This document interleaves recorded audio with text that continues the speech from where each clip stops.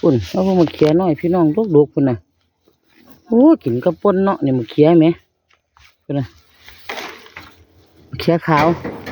กินกระป่นคืออะไรอ่ะนี่คืออะไรนี่คือฟองน้ำลูกฟองน้ำ ำเอาหลานมานั่ดิพี่น้องเอาหลานมานั่ปุ่นนี่มะคือ เขือ อะไร เปาะพี่น้องสวนผักลูก นี่ของใครอ่ะ สวนผักลูกสวนผักเห็นว่าถ้ามึงสวนผักหอมพี่น้องปุ่นน่ะอันนี้แม่นอันกระเทียมค่ะนี่กระเทียมไม่เว้ยจะมันงามกระเทียมก็ได้ปุ่นฝ้ายนี่ก็กระเทียมเบิดพี่น้องฝ้ายนี่อันนี้แม่นหอมค่ะอันแม่นหอมเพิ่งหอมคุณน่ะหอมก็จะมันงามปุ่นพี่น้องงามคักเลยสวดจริงเป่งอยู่ดูนี่อันนี้ก็เพราะอันนี้จะเป็นระปูเป็นสายยาวๆไปเนาะกูแต่ละเทียนี่ห้วยได้หลายเติบเลยพี่น้องไอ้กูแต่ละเทียอันนี้ก็เป็นห่านทั่วข้างแล้วตัวนี้เบิดแล้วเบิดต้องไหนหันละเราได้ปลูกตั้งเสตารางแล้วก็สลัดเฮ็ดแต่ละเนาะอันนี้ที่ปลูกทั่วใส่ได้บาทที่นี่ปลูกทั่วใส่แล้วไอ้บาทที่พาพี่น้องยากมึงพี่น้องคนนี้ก็ไม่อันกะหล่ำพี่น้องกะหล่ำโอ้ยเราบ่ให้ว่างจะมองเลยตัวนี้หอมกับพ่อหอมกะหล่ำกับพ่อกะหล่ำเราบ่ให้ว่างจะมองโอ้ยมันจะก่อแบบนี้พี่น้องมึงดูพูดมึงดูพูดนะพูดเป็นซ้ายไปพุ่นก็เป็นอันพักซี่พี่น้องพุ่นกระดาษพักซี่พักซี่ก็มี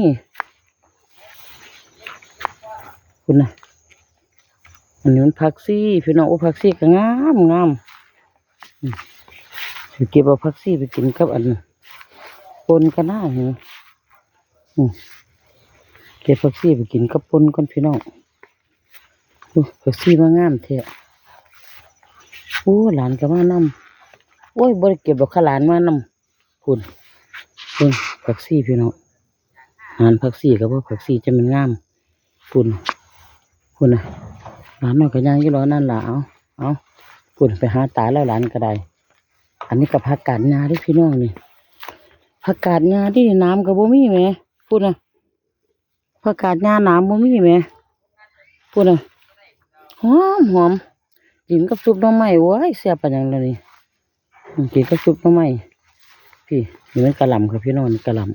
ำคนนั้นเป็นซ้ายไปกะหล่ำกระไรคนโอ้ยย่ามกูนี่คักพี่น้องย่ามกูพี่น้องคุณเพิ่งดูพี่น้องงามบ่คุณเป็นสายไปเลยไหมคุณเอ้ยใจมันเราดูครับดูเนี่ยโอ้ยหอมคนละพี่น้องหอมผักกาดงาไหมผักกาดงาเพราะมีน้ำกินได้พี่น้องขั้นนั้นมีน้ำกินบ่ได้หรอกมีน้ำอันนี้มันมีน้ำไหมจะมาขอเนี่ยน้ำเราอยู่คุณน่ะกระเทียมกระงามพี่น้องกระเทียมกระงามใช่ไหมจะเป็นอันนี้ปลูกไม้ค่ะนี่ปลูกไม้คุณนี่ก็หอมเพื่อกันกับพี่น้องข้างนี่ก็เป็นสาแผงน้ำแผงน้ำโซลาร์เซลล์กับพี่น้องล่ะน้ำงามเนี่ยหมดขึ้นเป็นสมัยที่กี้กินแล้วพี่น้องสมัยที่กินเนาะเดี๋ยวนี้มันกินว่าได้คือว่าแล้วเดี๋ยวนี้กินว่าได้หันมาทั้งผักคือเก่าแล้วพี่น้องคุณนะเอ้ยผักสลัดแก้วไหมคุณนะพี่น้องสลัดแก้วงามบ่พี่น้องงามบ่คุณนะอุ้ยแต่อ่อนซ่อนเนาะสลัดแก้วเป็นคุณนะสลัดแก้วค่ะคุณนะมึงพี่น้องคุณปลูกได้งามอีหลีเนาะพ่อนั่นแต่ว่าเราบ่ใส่ปุ๋ยดอกพี่น้องเราใส่แต่ฝุ่นมุ่นงัวมุ่นควายเราหันละมุ่นงัวเราไปซื้อมาเป็นรถอันผักคะน้าครับพี่น้องนี่คะน้าพี่น้องอันนี้คือผักคะน้าค่ะอันผักคะน้าอันนี้ก็เป็นผักคะน้าเป็นซุ่มเป็นดอกแค่ใดบุซุ่มนี่ผักคะน้าเป็นดอกค่ะซุ่มนี่พูดนะบุ้ยอันผักกาดปีเนาะผักกาดหัวปีไหมพูดนะร่วมกันบุสุยางนี่พี่น้องจักผักคะน้าจักหอมป้อมจักพูดนะพี่น้องมือ อ่อนซ่อนบ่พี่น้องงามงามผักเราพุ่นน่ะ